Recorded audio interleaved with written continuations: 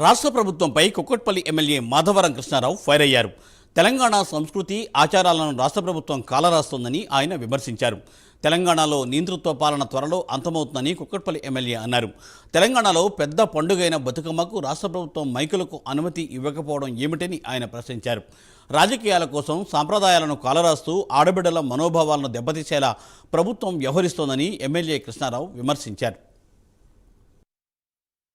తెలంగాణ రాష్ట్రంలో భారతదేశం మొత్తంలో కూడా ఇతర దేశాల్లో కూడా ఎక్కడ కూడా సంప్రదాయం లేదు.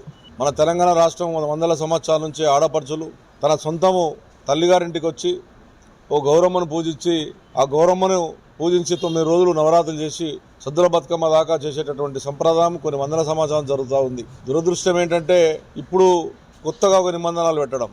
అదేంటి అంటే మైకులు పెట్టొద్దు, సౌండ్ పెట్టొద్దు, సౌండ్ పెట్టకుండా ఆడుకోవాలనేటువంటి సంప్రదాయం తీసుకురావడం ఇది ఒక బాధాకర విషయం. ఇప్పటికే తెలంగాణ రాష్ట్రం వచ్చిన తర్వాత ముఖ్యమంత్రి గారు కేసీఆర్ గారు గతంలో ఆడపడుచులకు బతుకమ్మ చీరలు ఇచ్చేవాడు. అది బంద్ చేశారు. ఏదో మేము మంచి రేట్లు ఇస్తాం, ఆ రేట్లు ఇస్తాం, ఈ రేట్లు ఇస్తామని చెప్పేసి అది కూడా మీరు బంద్ చేశారు. సరే, అది మీ విఘ్నతకి వదిలి పెడతాం, ఆడపడుచులే